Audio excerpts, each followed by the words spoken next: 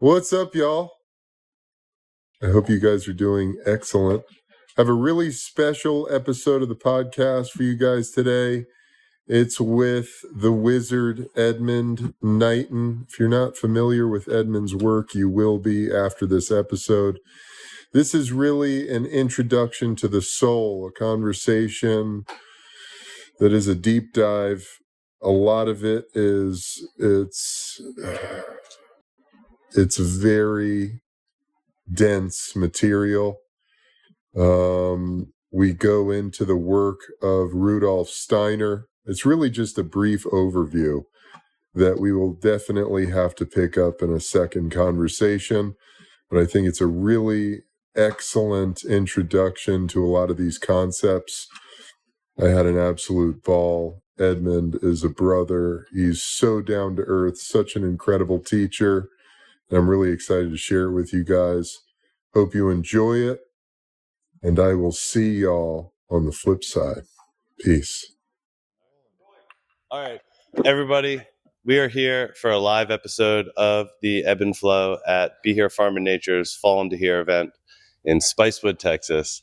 And I am so blessed to introduce, honestly, two of my favorite people in the world, Eben Britton, who the listeners all know, and my dear teacher and friend, Edmund Knighton. Edmund's also my co-host and partner in all of the online spiritual study programming that we do, in particular the Being Human program. And there's some members from that community here today. So we have a live audience. Excuse any background noise. We have food being cooked in the background. We're in the middle of a beautiful 2-day event. And I think the only thing I want to say about these two, because they'll speak for themselves, is that honestly, I think they're the only two men in the world that my daughter truly considers family, besides her actual family members. And she verbalizes it. So she's a brilliant, very insightful 10-year-old, and I trust her position on this. And I think she's onto something. So without further ado, two of the greatest hearts and minds that I've had the pleasure of knowing as an adult, Edmund and Eben. Thanks, brother. Man, appreciate it. Great to be here with you guys. All of you guys feel like somehow I've met you before. Some of you I actually have met before, but those of you that I haven't, familiar faces, feels really good. Edmund, I feel like I know you by proxy through Jared. Okay. But, and again, feels like already some sort of deep kinship with you, man. So I'm excited to do this here. Likewise. Yeah. Thank you, Jared, for the opportunity and another incredible experience. So we'll get into it. Edmund, I want to cut to the core as quickly as possible here.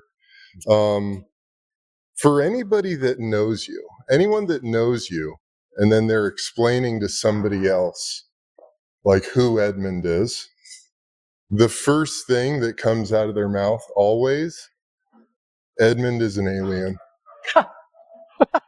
And I mean that in the best possible way. You're laughing, so obviously it strikes a chord.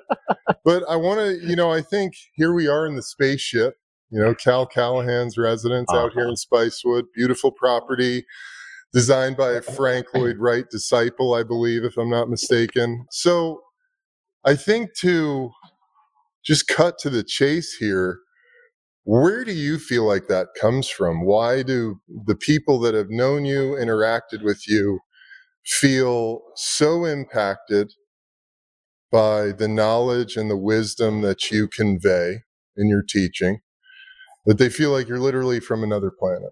Like, where did that begin? How did we get here? Let's get to the foundation of your understanding of the world and the universe. Okay. Well, first of all, I've never heard that. Nobody's ever told me that. Never. To my face. No. Never? All right. Well, the only time I heard it was from Jared, who said you said that's what you're picking up on. So I've heard that I might be AI, and that's someone in this room who I won't name. Jared? No. Oh, Liz? Oh no, I didn't name her. I'm naming her. You're too organic for that, man. Yeah, I'm pretty organic.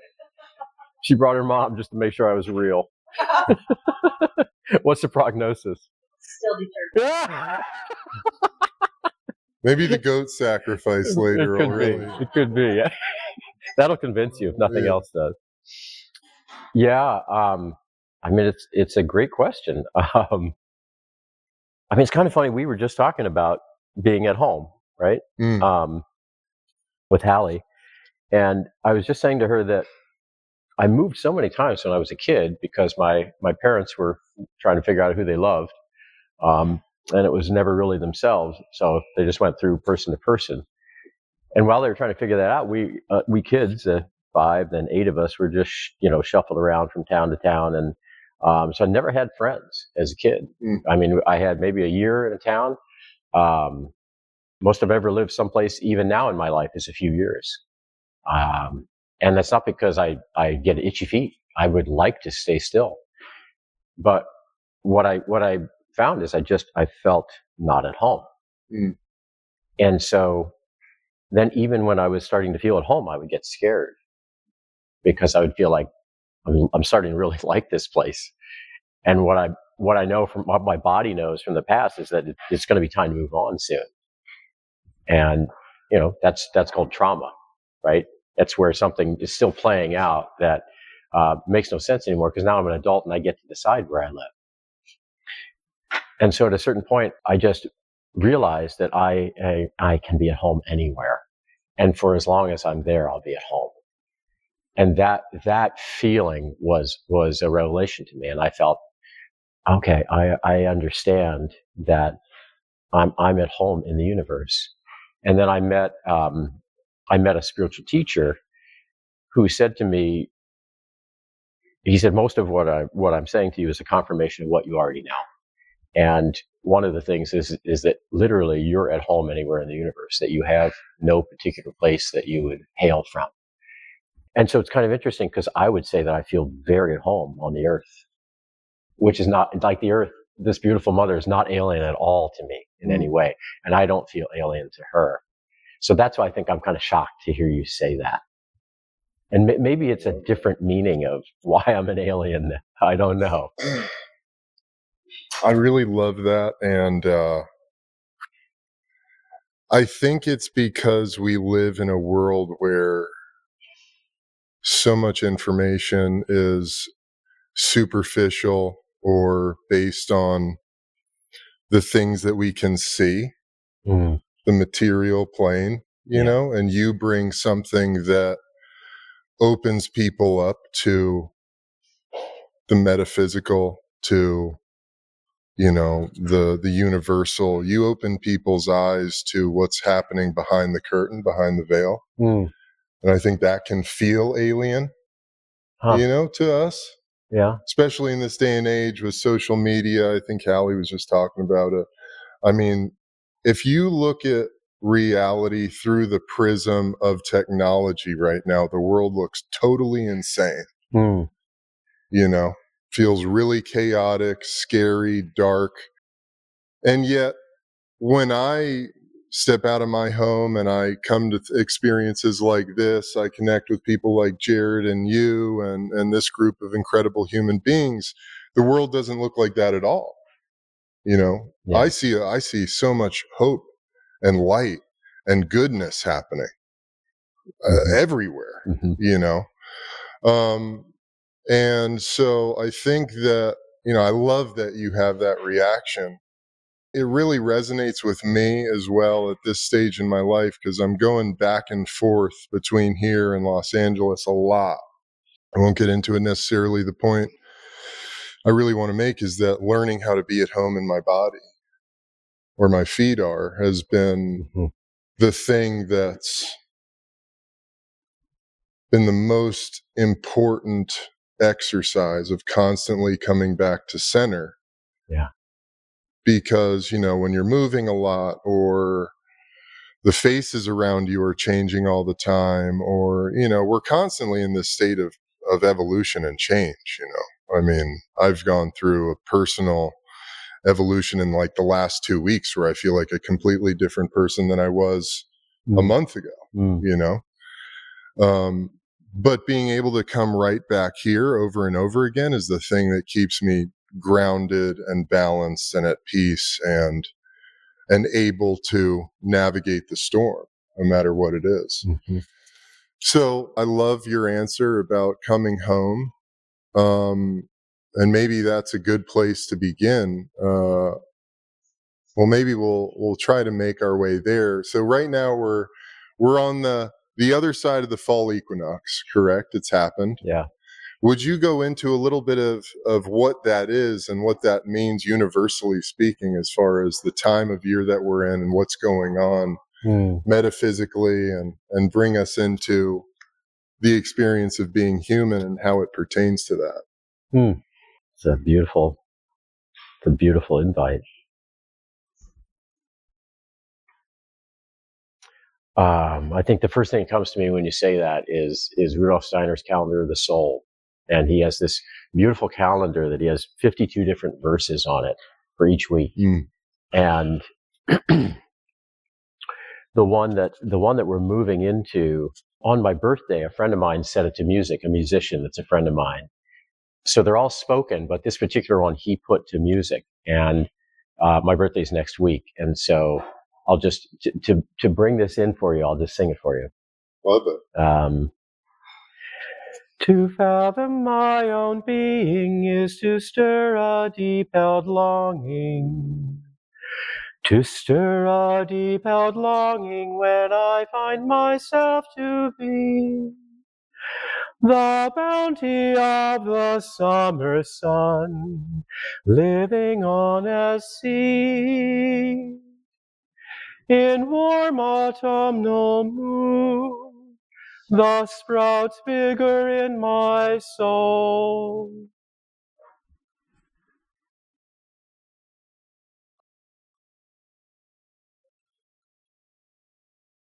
So the way into the seasons is to find the mood. And singing is one of the ways, because we're tone poems. We're like an inner orchestra. And we're always trying as humans. Yeah. We're trying to tune all the different instruments that we are. We're like, we're hundreds of different instruments in here. And they're always trying to find a resonance. You know, as a professional athlete, that you try to do that on a physical level. And then when you hone your skills, you realize, oh, there's an energetic level to tuning. Oh, there's an emotional level to tuning. Oh, there's a higher feeling level. Oh, there's a mental level. Now you're at the level of an adept as an athlete, because you can begin to 3D visualize how you're going to move, and then your body follows that movement. And so now you're an actor on the future working toward the present, but the future really is the present.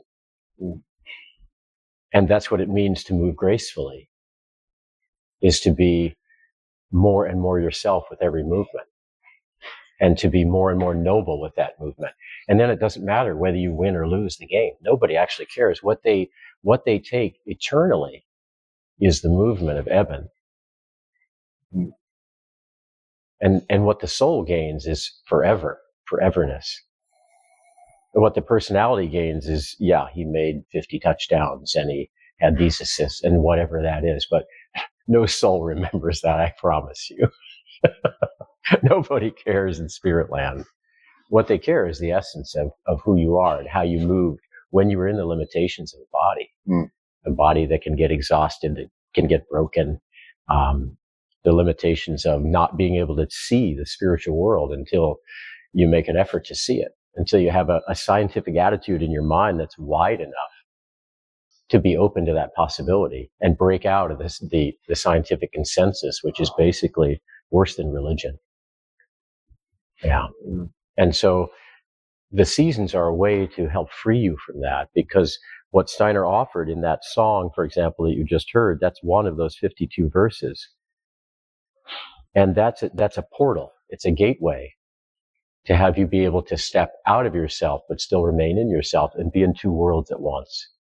So every soul verse that he offers is a gateway in that particular week to step out of yourself, to see and marvel in the grandness of the universe, and then to be able to bring that back home to your buds, you know. So that's what I would say would be my practice, is I look at that verse and I get a sense, a mood of what is the eternal nature of what he's suggesting right here. And the funny thing is, he is not actually Rudolf Steiner, it's Michael. Michael wrote those verses. The archangel? Yeah, he's actually an archi now. He's, like we all do, he's developed. He's on the next higher level. Nice. Yeah. I love that. Does that give you a sense of how to access the seasons? And do you want something specific for right now? Well, I think equinox? that we can get into that. Yeah. I think that, so many people, myself included, at various times in my life, we feel so discombobulated, right? Yeah. Like you're saying. It really goes hand in hand with one of my core philosophies of yoga when I'm teaching a yoga class. And the methodology that I normally teach is Bikram, 26-2 practice. It's 90 minutes in a hot room. It can be total hell. I'm a Bikram teacher. You are? Fuck yeah, Ed. And you're a Libra? Dude, are we brothers? What's going on here? We're soul brothers. Yeah. And so Bikram, as you know, is it's a very disciplined practice. It can be very militant. Yeah. And, when you walk into that room and you're watching students navigate all sorts of things, the physical component of it being the least of their concerns when, their amygdala is going off and they're pumping tons of adrenaline and cortisol and they're like looking for somebody to come save them. And, there's all sorts of things going on. Yeah. And one of the things that I always say is, forget about, like, if you just come into this room, like Jared said at the beginning of the opening ceremony, if you just come into this room and lay down on your mat, but you're still and you're quiet and you're having the experience of centering yourself, harmonizing all those different aspects of you that are at interplay constantly. Yeah. You've had a successful day in the yoga room, and the whole thing about whether or not you get a posture done is just really, that's an ego trip of the teacher, because it's not about the postures at all. It's about this experience of inner harmony, right? Being harmonious, like bringing all these aspects of yourself into one. One of the challenges that I've hoped to bring some peace to, ameliorate for people by sharing my experience and the journey I've taken. I mean, when I came out of football, I was shattered, mentally, physically, emotionally, spiritually. And I had to go on this really long, slow process of putting myself back together again. And we're at this interesting time where most of us don't have to go hunt and forage. We don't have to go and kill a bison. We're not facing, invaders at any turn of the day. Yeah. We've got a lot of comforts, but we're in this psychological, spiritual war, essentially. It's one way to put it. Yeah. I mean, yeah. It's a good way to put it. And so the battle is one that's within, and the advances of civilization, modernity, technology. We've got so many distractions. Call it electrical, call it physical, call it material, whatever you want. There's a lot of things looking to take our attention, a lot of pendulums to get swept up into. And so and I love, getting to hang out with Jared has really turned me on to this idea of the seasons as a living practice, a living, breathing experience to get into. Yeah.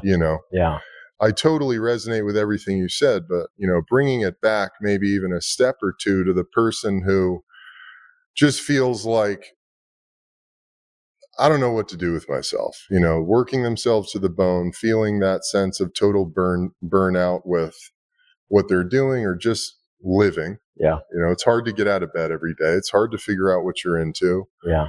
You're not feeling inspired. You feel totally lost. How does someone at that state, how do they begin to find that harmony, to bring harmony in? Yeah. Well, that's the trap. the first thing to do is to celebrate that state. Yes. As you try to step out of that, you're already solidifying that thing gets stronger in you, because what you're doing is you're fighting against the Right. universe. It's the And you're not Chinese going to finger win, trap. bro. Yeah, Yeah. it is. It's the monkey with the fruit. And Uh-huh. he's Yeah, like, what's up with that? Yeah. Turn it Yeah. over.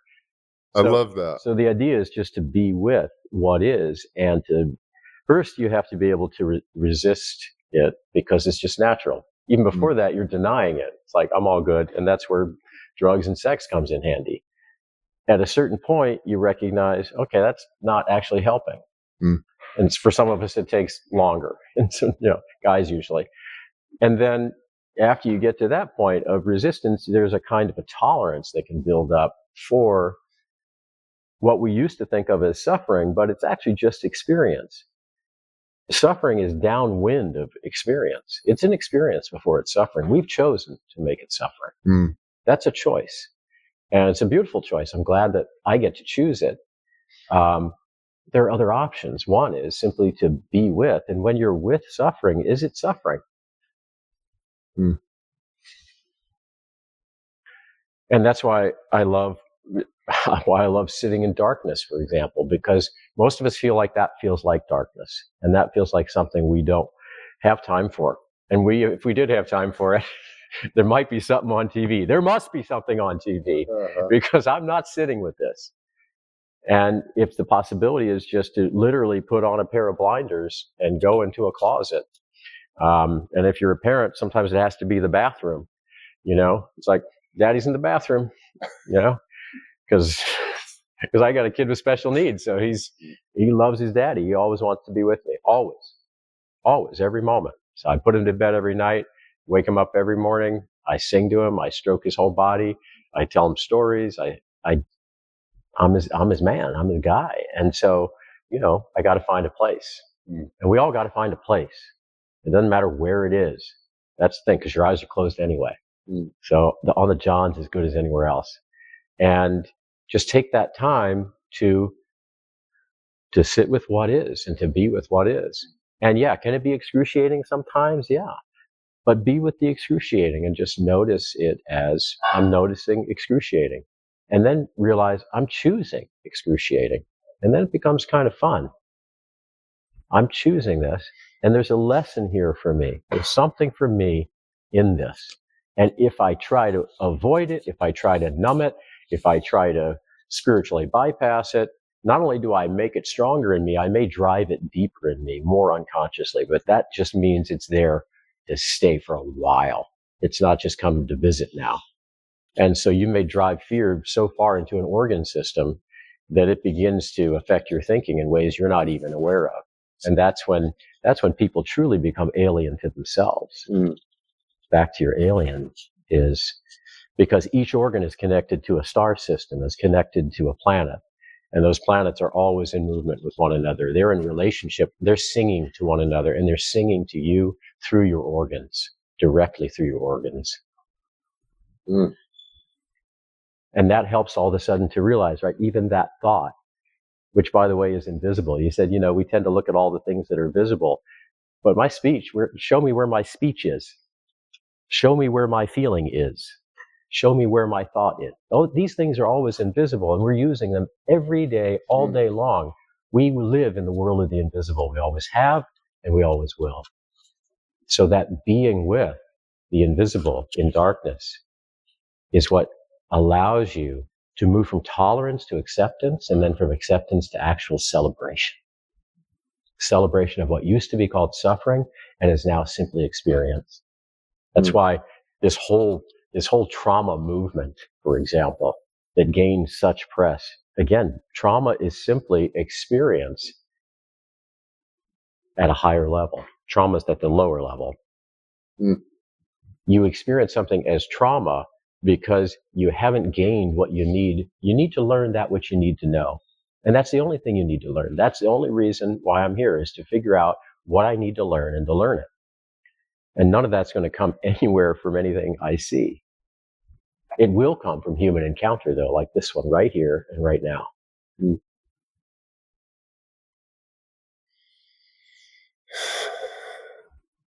super powerful to be with what is. And I'm not saying I'm good at it, just so you know. Oh yeah, I'm serious. there There are times get I've had my ass handed me on a platter. it. Same. So Continuing. I just want to be clear. Yeah, I'm 100%. no guru, bro. Are you sure? Yes. So much good stuff in there. Being with what is. Being with what is. Really powerful. That's been super powerful and important for me. Mm.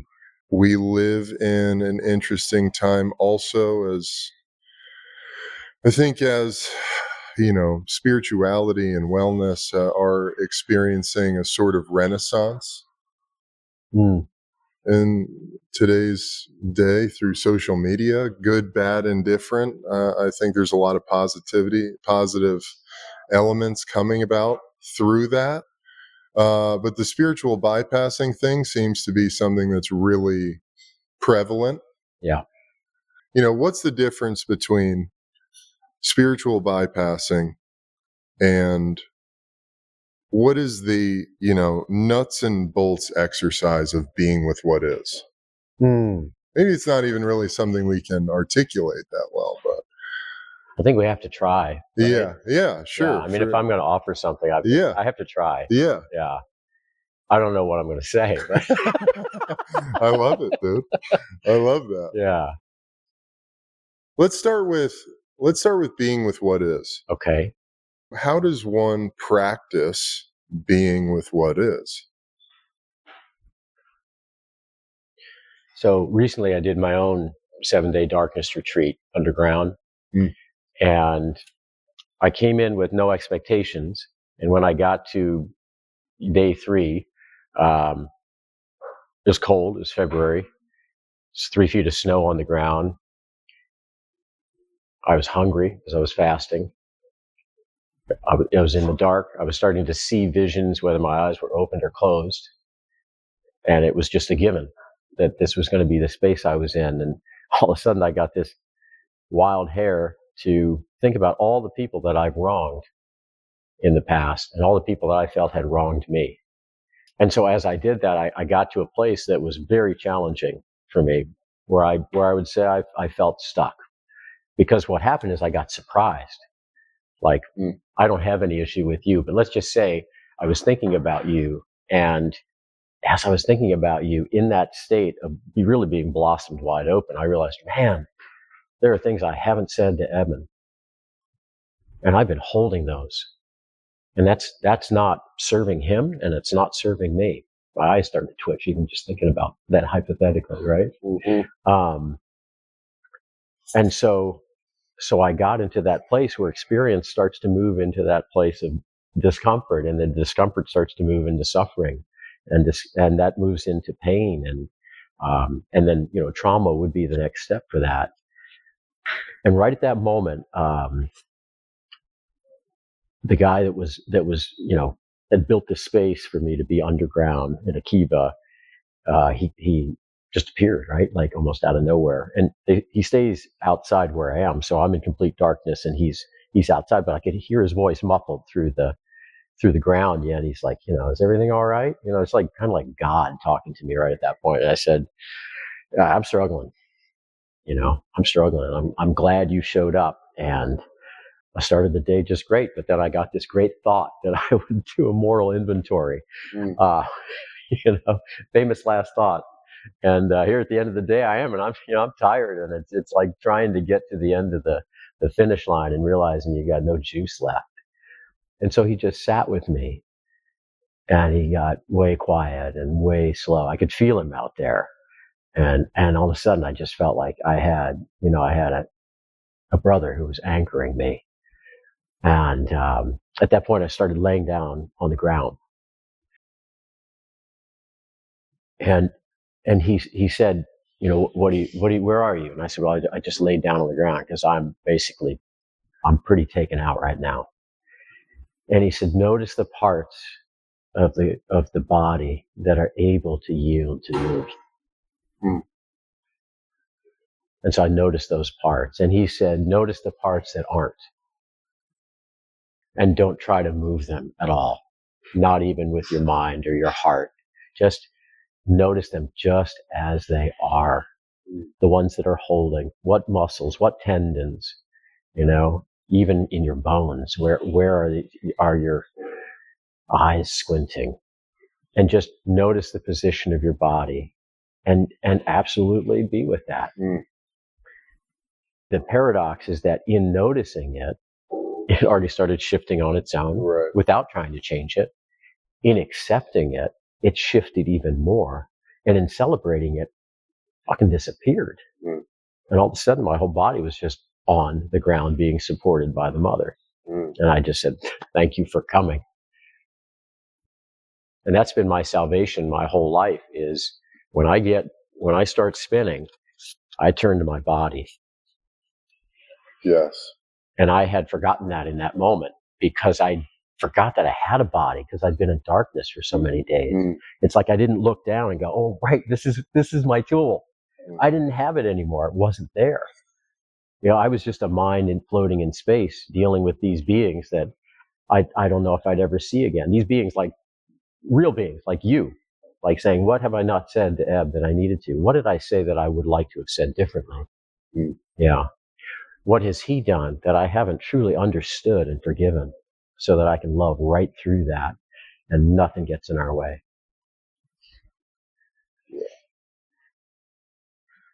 It's really powerful, man. I think one of the gifts of being an athlete is that you learn that pretty quickly. Or if you have a physical practice like yoga or martial arts, you learn about the body as the tool. Yeah, I was a tennis player. That was always my great love. Yeah. Yeah. So that's and it's a high level conversation, the game of tennis. Yeah. It's beautiful. You spin it, you cut it, you slice it, you drill it, you overhead slam it, you softly. I mean, it's just beautiful, right? Yeah.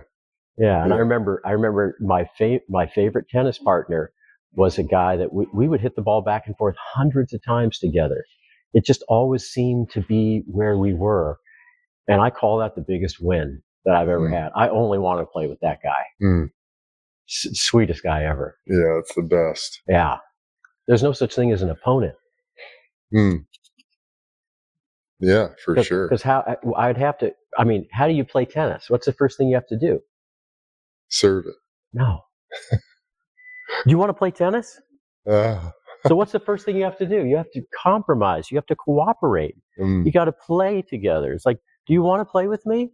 And he's got a beautiful smile on that guy. He's like, yeah, I want to play with you. That's the first thing you have to do. Like, do you want to play football with me? Yeah. Maybe.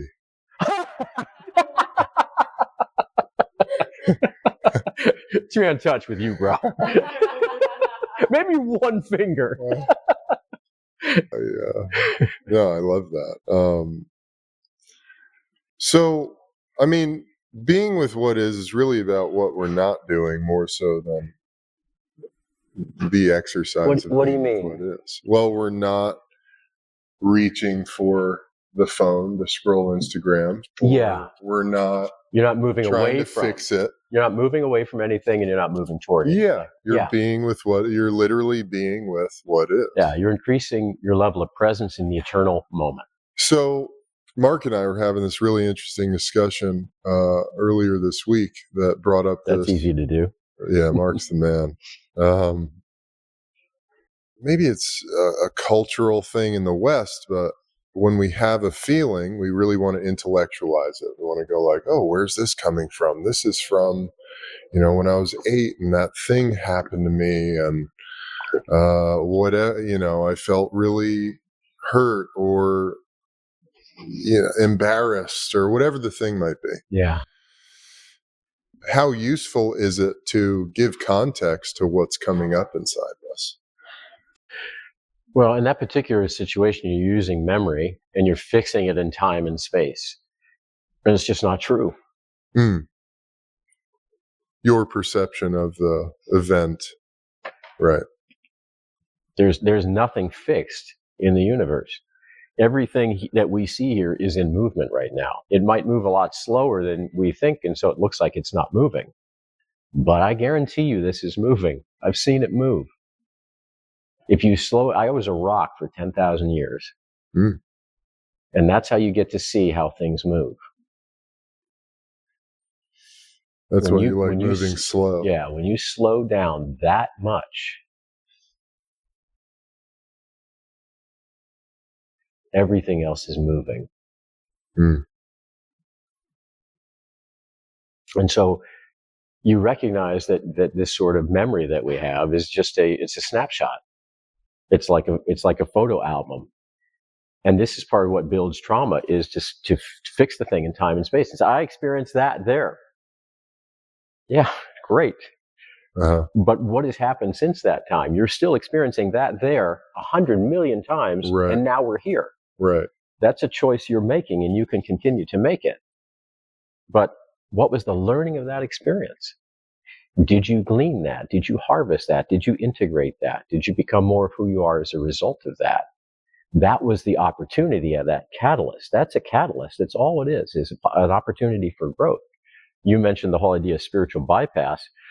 This is tricky because, yeah, is that moving?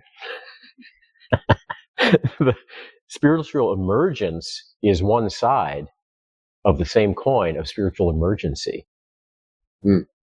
So what that means is we're walking a razor's edge of consciousness. And one moment it feels like emergence, and in the next moment it feels like emergency. And in the end, neither are true. It's just us continuing to be us, continuing to be a reflection of the creator and creation, which is all that we can ever do anyway. That's the nature of the beast here.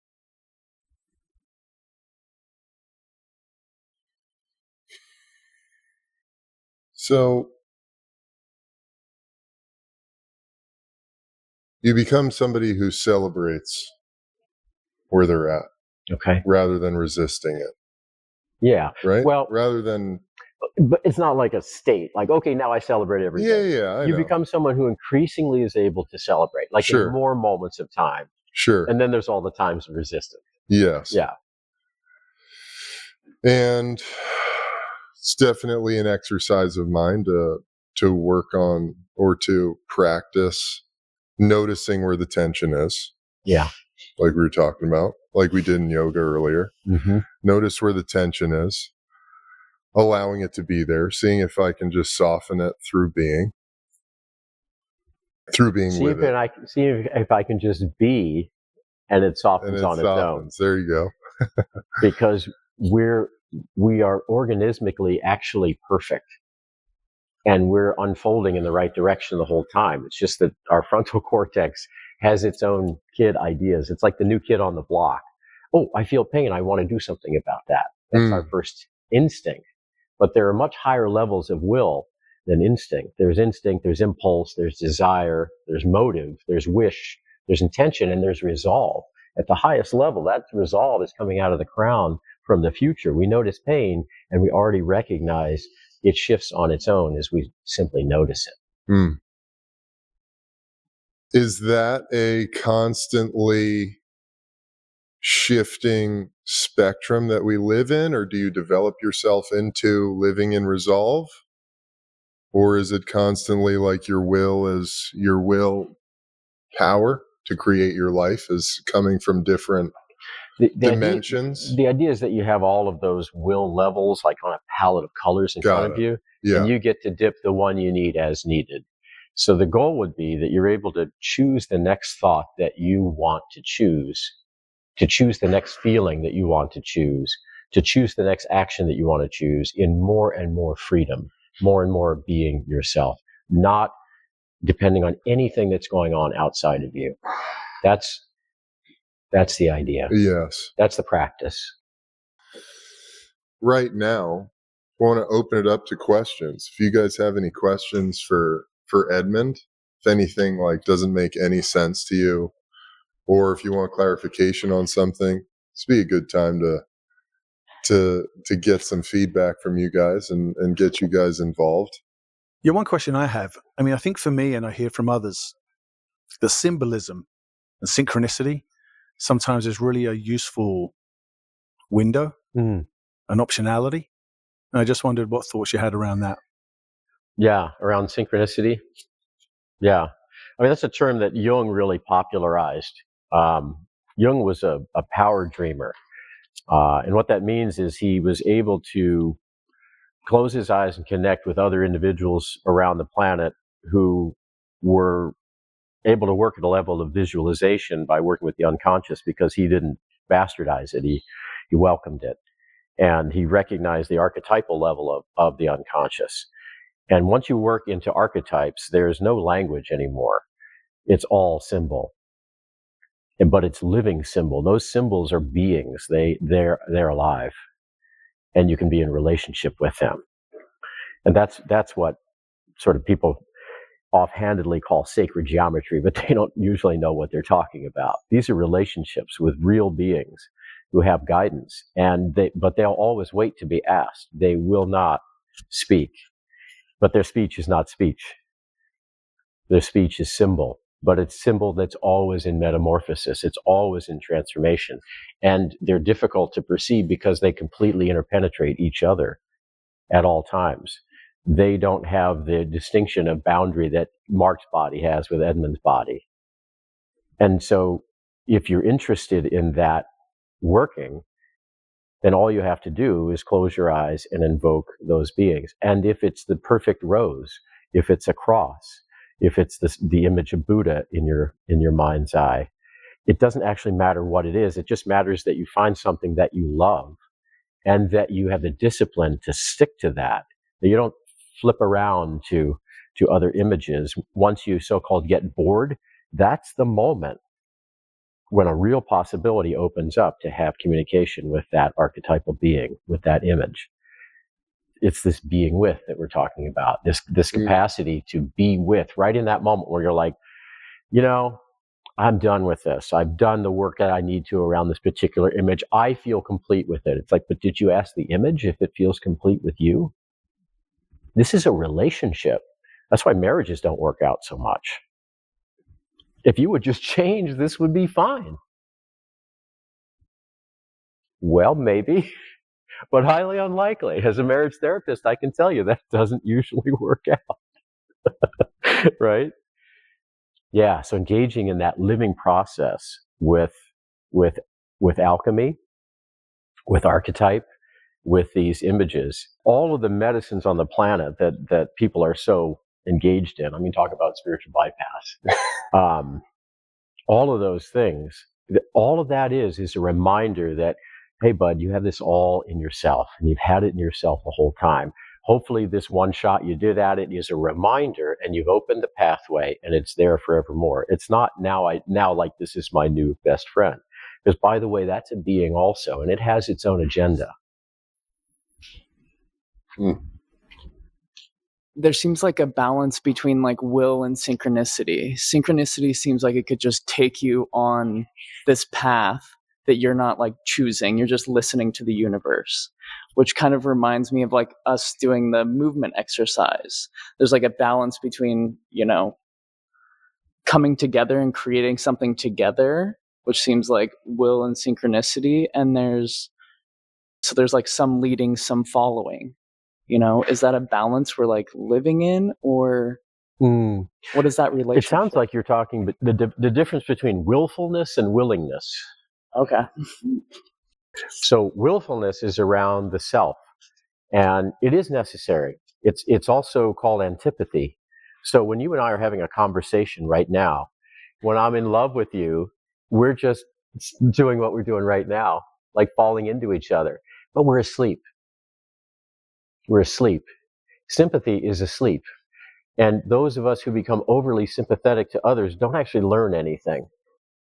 It takes antipathy to actually come back and say, wait, I have a different feeling around what Blake is experiencing with will and synchronicity than he does. And now your face changed, and our relationship changed. And I'm coming back to myself, and I'm harvesting the results of that relationship through antipathy.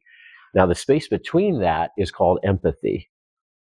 And these aren't, again, people use these as concepts and just bandy them about. These are beings. We're in a relationship with the being of sympathy right now, the being of antipathy, and the being of empathy. And in the being of empathy, we actually live in the space between ourselves, not inside our own bodies exclusively. And that's the free space.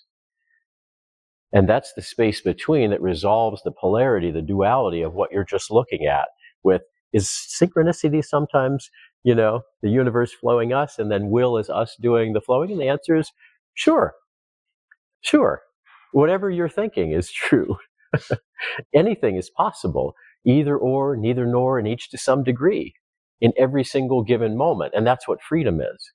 And once you start that thought form and emanating that thought form out, you're actually creating that relationship with those beings that you're looking for or that you think is there. And this is the power of thought. In that, Edmund, and then we'll get to more questions. Yeah, because it makes me think about this. How do you perceive or organize in your system, in your mind, and how you perceive reality? Like God being the creator of all, the individual, you being an instrument of God, or you as creator of your life, as the God of your reality. Yeah, God's not a creator. He's an experience. It's an experiencer. It's not a he, she, or an it. God, it is. Yeah, God, it is, and always has been and always will be. We're the creators. We're the experiencers. And to the extent that we recognize that, sure, we can have a God moment on this planet. They don't happen very often, but they're possible. We usually try to grasp at them when they happen, like, oh, I'm holding on to this one, and then it's gone. But the nature of the creator is that it is, and we are the ones who are doing the creating. Right. And this is the blessing of free will. Yeah. So in the vein of Blake's question, this willfulness and willingness, some people think that I'm just opening myself up to God's plan. Yes. Other people are like, no, I'm creating my life. I'm fucking making the things happen. Yes. Right? Yeah. How do you feel about that distinction? Is that, yet another illusion? Is it somewhere in the middle of that? How much of it is us willing it, and how much of it is us opening ourselves up to be in the harmony of the flow of the beautiful perfection of all that is? I think you've answered your own question. All right. It becomes a tautology, because what you're looking at there is, how would I say this? The perfectly balanced entity is just a complete mirror for the person that they're in front of. In other words, if I were to have all of my energy centers operating in absolute balance, they're not, let's just be clear, I would be a complete mirror for you. So all you would see is the projection of your energy centers when you looked at me. I would be a completely open space for you in order to see yourself more clearly. And that's one of the goals that we want to be able to provide for each other. And so when that person who says, I'm just open and I let life happen to me, wonderful.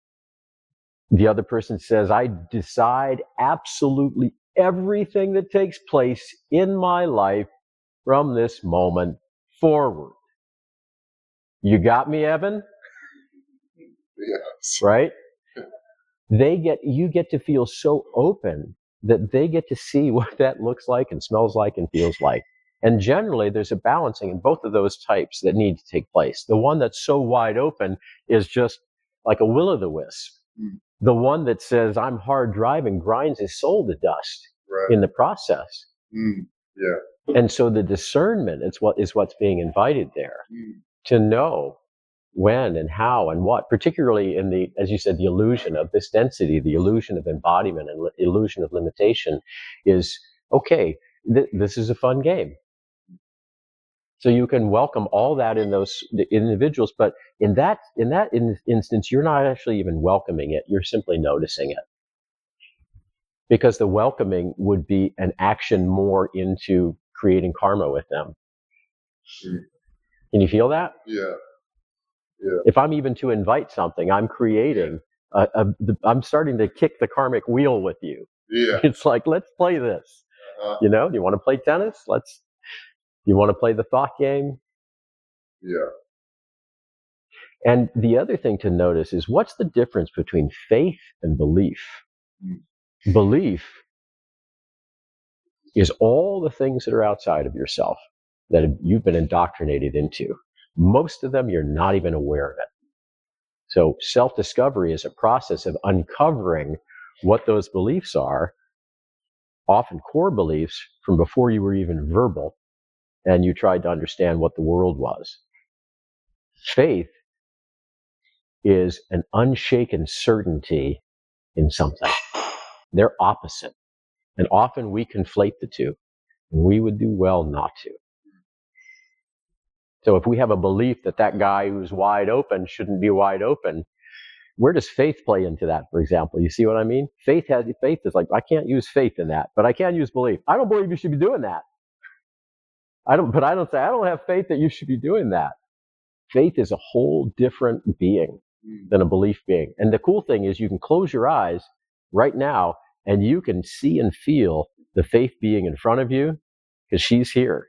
And you can feel the belief being, because he's right here too. And you can start to see their visage, and you can feel how they move in the world, and both of the gifts that they give to us, because they both have a purpose. Everything has a purpose. And this is called a relationship with your inner council of beings. You can start to welcome these beings visually and through your feeling life, your mood life, into you, or keep them outside of you if you're not quite comfortable with that. You can place them in a huge round table, for example, with many different levels. And around the different table, you can have your womb life, your 1-year-old, your 2-year-old, all the way around. Each one of them has eyes and is looking at you, and there's a signature for that year. And the table keeps going back around you. It's actually a spiral. So then it's, how old are you? 38, Libra. Yes, sir. So then 39 spins around behind the womb in a spiral, 40. And then you start to recognize, where is the last face? And that's your death moment. And then after that, that spiral wheels out again, and you're in cosmic midnight, and you don't have a body, and you're trying to orient, and you're reflecting back on this wonderful experience you've just had here. And then you have the level of your teachers. There's a whole spiral circle of teachers there. You have a level of so-called enemies, or people that you can't understand or have found hard to love. Those are the ones, when you fall asleep, you go to them first, whether you like to or not. They're the ones you have the most lessons to learn from. So I always say, keep your enemies closer. We can't not. So just feeling that faith being and that belief being, you can begin a relationship with them, just like the question that you asked around image, around symbol, around synchronicity. There's nothing in the universe that's not alive. It's not possible. How could it be possible? I'm going to go back to synchronicities. I'm really lost here. I'm like, what's going on? So both Mark and Blake brought up synchronicities, and then you brought up them being alive. Is a synchronicity then a recognition of being in communion with these beings?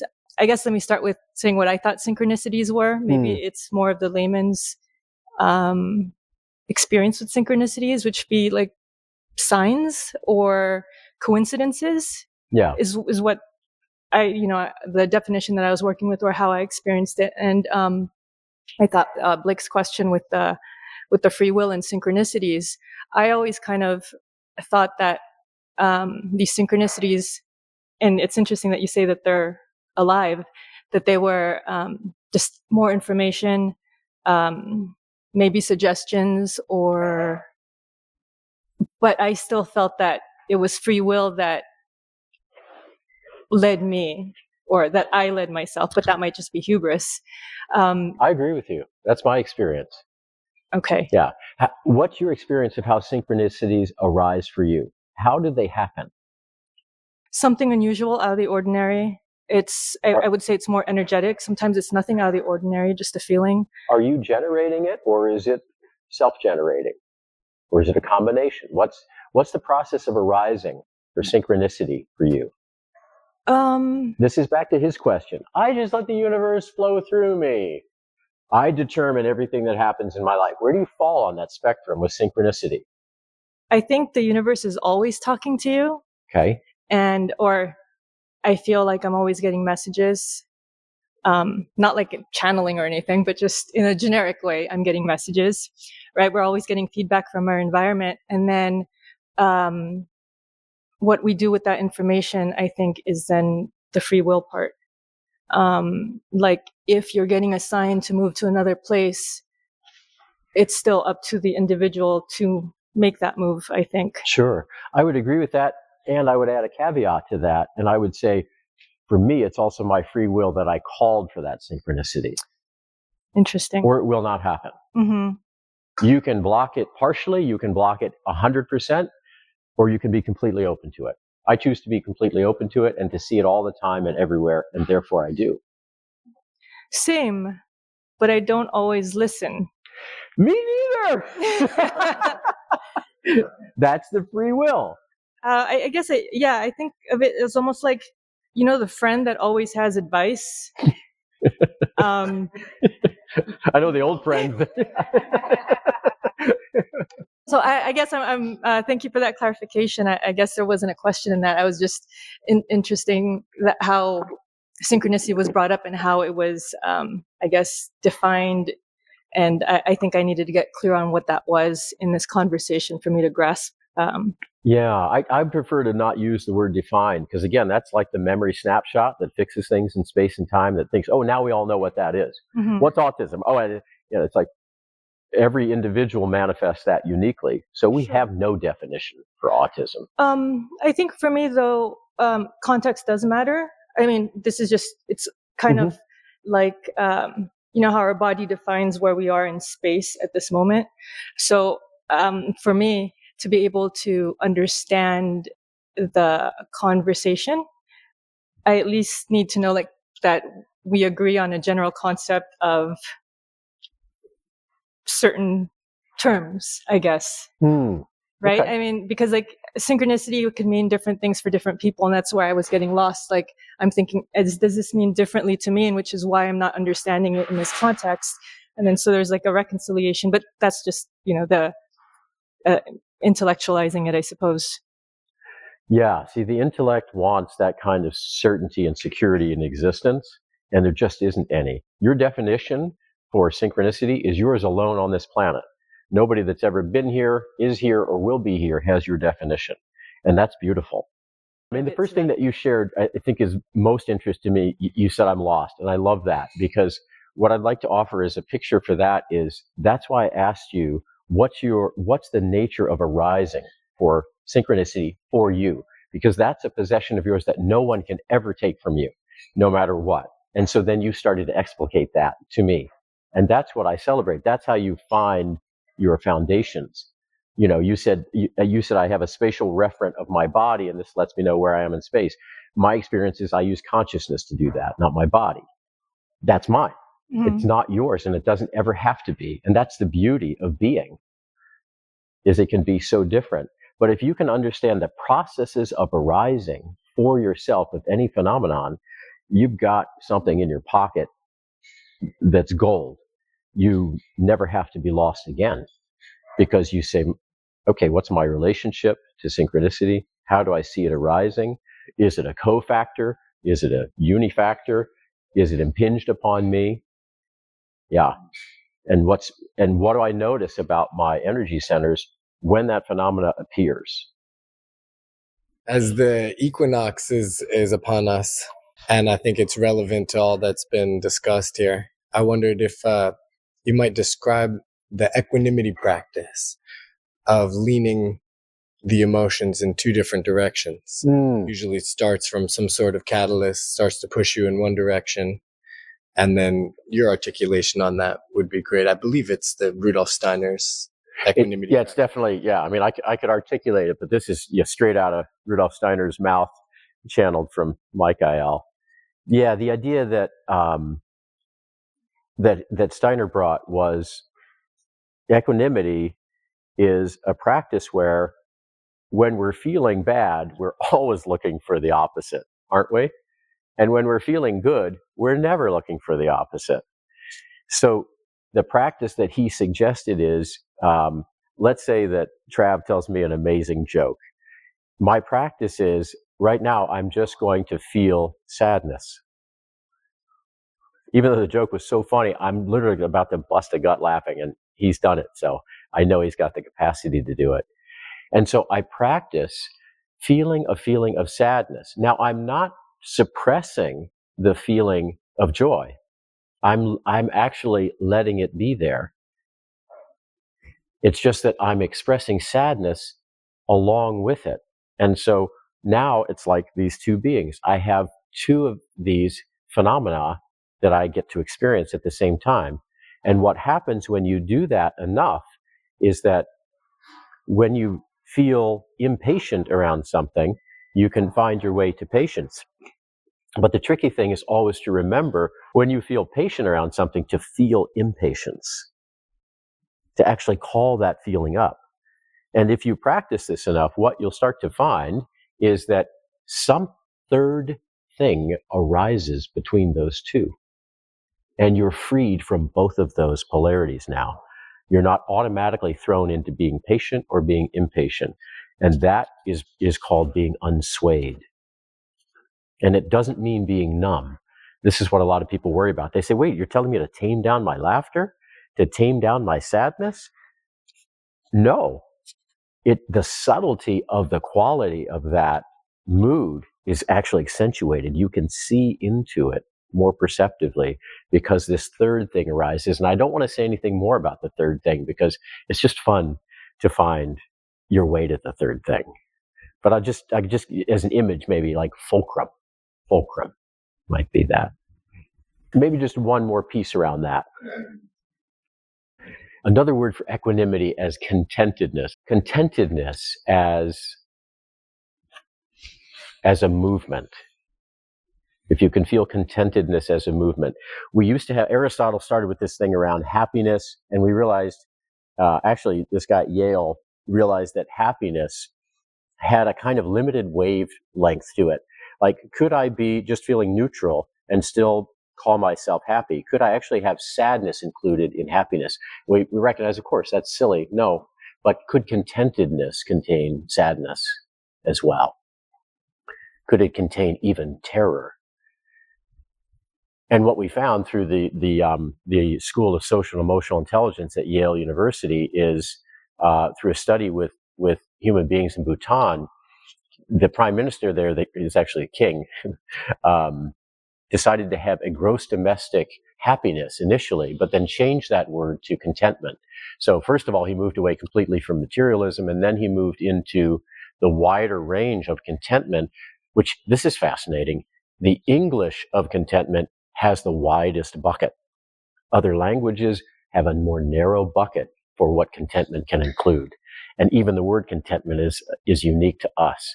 And so you adding, this idea around the equanimity practice, I want to bring this feeling to you of a mood of contentment, which contains so much. It feels like the biggest bucket. Yeah, that might be a nice place to end. Amazing, man. Thank you so much, Edmund. You're beautiful, man. So are you, brother. Really appreciate you. Likewise. I mean, I feel like the questions just keep bubbling up, but we'll have to do a part 2. Okay. Deal. And I think in the spirit of this conversation, if all of this went totally over your head, that's okay. It's totally okay. I would say let it organize you. Yes. Yeah. I'd like Jared to say, just to close us out here, because Jared and Edmund co-host Being Human together and have done a number of other incredible workshops together. So I'll let him kind of close it out to give you a sense of, if you like this and you want more, where to find that. Yeah. Thank you, boys. Beautiful conversation, as I knew it would be. But for the listeners, for the listeners who resonated with what they were discussing today, that is a lot of the type of information and type of conversations that we have in the Being Human program. So you can go to our website, beherefarm.com/beinghuman, and check out our 3-month course, which starts again in February. You should also go to edmundknighton.com to learn more about Edmund's private counseling, his relationship coaching, all sorts of beautiful offers there. Many people in this room have taken him up on that with great benefit. So those will be in the show notes, and lunch is served. Sorry for the people at home. We can't do much about that. Thanks, y'all. Get some lunch. Yeah.